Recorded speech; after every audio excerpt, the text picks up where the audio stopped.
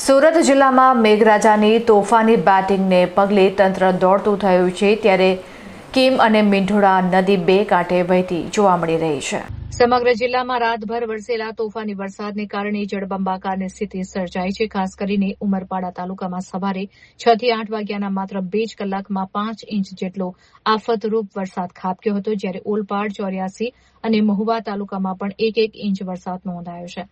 ભારે વરસાદને કારણે કીમ અને મીંઢોળા નદીઓ બે કાંઠે વહી રહી છે.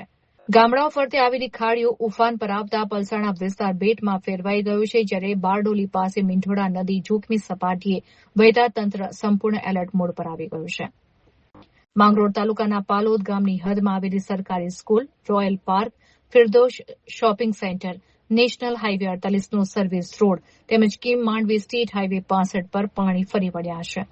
ગયા વખતની ભૂલોમાંથી પાઠ ભણીને વહીવટીતંત્ર દ્વારા નીચાણવાળા અને જોખમી વિસ્તારોમાંથી લોકોનું સુરક્ષિત સ્થળે સ્થળાંતર કરાવવામાં આવ્યું હતું. આમ છતાં સતત વરસી રહેલા આફતના વરસાદે તંત્રને લાચાર બનાવી દીધું છે. રસ્તાઓ પર પાણી ભરાઈ જતા નોકરિયાત વર્ગ અને વાહન ચાલકો ભારે મુશ્કેલીમાં મુકાયા છે. હાલમાં પણ જિલ્લામાં સાર્વત્રિક વરસાદ ચાલુ છે.